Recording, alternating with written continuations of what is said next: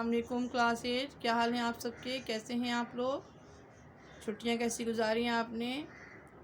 یقیناً آپ نے تعلیمی سلسلے کو جاری رکھا ہوا ہوگا اور سارا اپنا ونٹر ویکیشن ہوم ورک جو آپ کو دیا گیا تھا وہ مکمل کر لیا ہوگا، ہے نا؟ اور اب الحمدللہ ہم نئے سال کا آغاز کر چکے ہیں اور آج سے جو ہے وہ 5 جنوری ہے، اور آپ نے تو میں سب آپ کو جو ہے نئے سال کی مبارکباد پیش کرتی ہوں اور خوش آمدید کہتی ہوں 2021 میں۔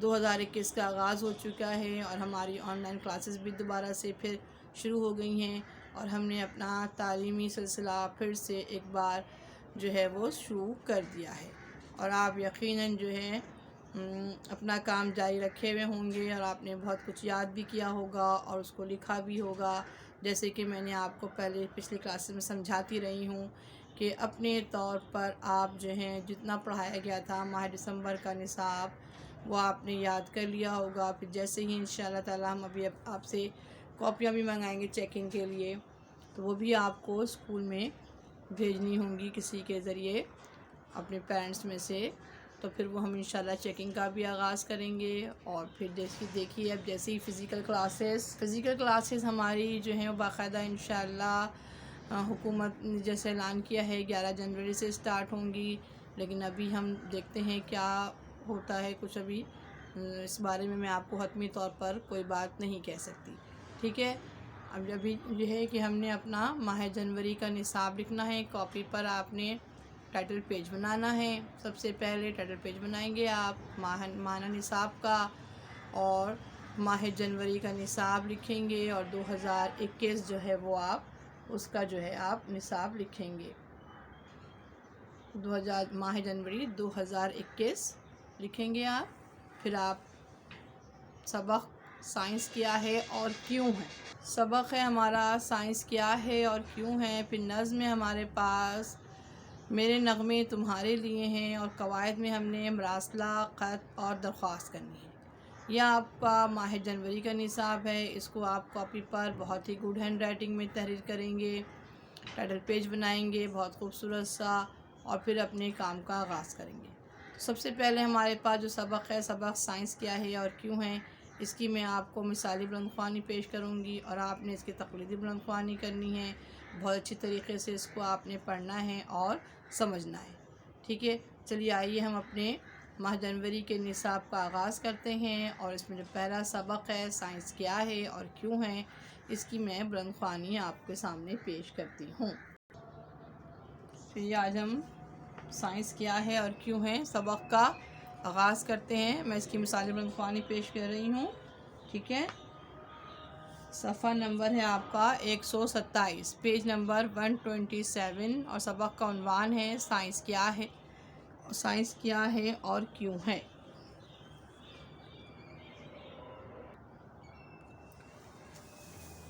جی اچھا، صفحہ نمبر 127 پر سبق کا جو آغاز ہوا ہے سائنس کیا ہے اور کیوں ہے کے نام سے، اس سے پہلے بیٹا آئیے دیکھیے صفحہ نمبر 126 دیکھیے، یونٹ نمبر 5، ٹھیک ہے؟ یونٹ نمبر 5 میں ایک صفحہ پیج نمبر 126 پر اس کا موضوع جو ہے حج سے، کہ آپ نے جو ہے کتاب کمل میں دیکھا ہوگا، بلکہ جتنے بھی 6 میں 7 میں جو اتنے بھی کتابیں ہیں ان میں سب میں حج یونٹ کا ایک موضوع رکھا گیا ہے۔ اب یونٹ نمبر 5 کا انہوں نے کیا موضوع دیا ہے مصنفہ نے؟ سائنس اور دنیا، ٹھیک ہے؟ اور پھر اس کا تعارف پیش کیا ہے۔ تھوڑا سا میں یہ بھی آپ کو ایکسپلین کر دیتی ہوں سائنس اور دنیا کے حوالے سے، اور پھر ہم اپنے سبق سائنس کیا ہے اور کیوں ہے کہ بلند خوانی کریں گے۔ جی اچھا، یہ بتا رہے ہیں مصنفہ بتا رہی ہیں کہ دنیا کی تخلیق کے وقت ہی انسان کے لیے فطرت میں ہر جانب مواقع اور راز پوشیدہ ہیں۔ یعنی کہ بتانا یہ چاہ رہی ہیں کہ جب سے دنیا بنی ہے اس وقت سے ہی اللہ تعالیٰ نے انسان کو جو ہے مختلف نعمتوں سے نوازا ہے، اور مختلف راز پوشیدہ ہیں، اس میں سربستہ راز ہیں قدرت کے۔ اس لیے قرآن میں کہا گیا ہے کہ تدبر کریں، فکر کریں، سوچیں، تحقیق کریں، اور ان نعمتوں کو تلاش و جستجو کرتے رہیں۔ بجلیوں کا چمکنا، چیزوں کا اوپر سے نیچے گرنا، پتھروں کے ٹکرانے سے چنگاریاں اڑانا، پہاڑوں سے بھاپ اڑاتے پانی کے گرم چشموں کا ابلنا، اور ایسے بہت سے سارے نظارے اور مظاہر ہمیشہ سے انسان کو مشاہدے کی دعوت دے رہے ہیں۔ مشاہدے کی دعوت دے رہے ہیں یعنی کہ دیکھنے کی دعوت دے رہے ہیں کہ ہمیں دیکھو، یعنی کہ وہ ان کو دیکھیں، انسان ان کو دیکھے، ان کے بارے میں معلومات حاصل کرے اور پھر اس کا جو ہے وہ مطالعہ کرے، تحقیق کرے، ریسرچ کرے۔ کائنات کے ان مظاہر پر غور و فکر و تجربات کر کے مختلف طاقتوں کو مسخر کرنا اور ان سے انسانیت کی فلاح کے کام لینا سائنس کی بدولت ممکن ہوا۔ یعنی کہ سائنس کی بدولت ہم جان سکے، مثلا مختلف تجربات کرتے، پہلے تو ہم مشاہدہ کرتے ہیں، چیزوں کو دیکھتے ہیں، اس کے بعد پھر ان چیزوں کو کہ ایسا کیوں ہے، ایسا کیوں ہو رہا ہے، جیسے زمین سے کسی چیز کا گرنا، اونچائی سے کسی کا زمین سے گرنا، کشش و ثقل، اس تمام چیزوں کو معلوم کرنے کے لیے ہم کیا کرتے ہیں، ہم ظاہر سائنس سے مدد لیتے ہیں، سائنس کے ذریعے ہم معلوم کرتے ہیں۔ تو یہ والی بات بتائی جا رہی ہے اس میں کائنات کے انہی انسانوں کے لیے۔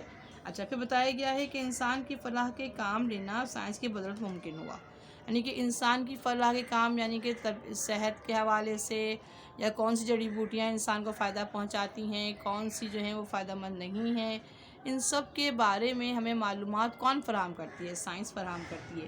کائنات انہی انسانوں کے لیے مسخر ہوتی ہے جو غور و فکر کرتے ہیں۔ ابھی بتا رہی ہیں مصنفہ، کائنات جو ہے پوری کائنات مسخر یعنی کہ تسخیر کرنا کس کے لیے ہوتی ہے؟ کون تسخیر کر سکتا ہے اس کو؟ جو غور فکر کرے، جو غور فکر کرے گا، جو سوچے گا، جو تجسس کرے گا، تو پھر وہ ان چیزوں کے بارے میں معلومات لے گا، اور یہ معلومات ہمیں کہاں سے حاصل ہوں گی؟ ظاہر ہے ہمیں سائنس سے معلوم ہوں گی۔ سائنس جو ہے وہ ایک علم ہے۔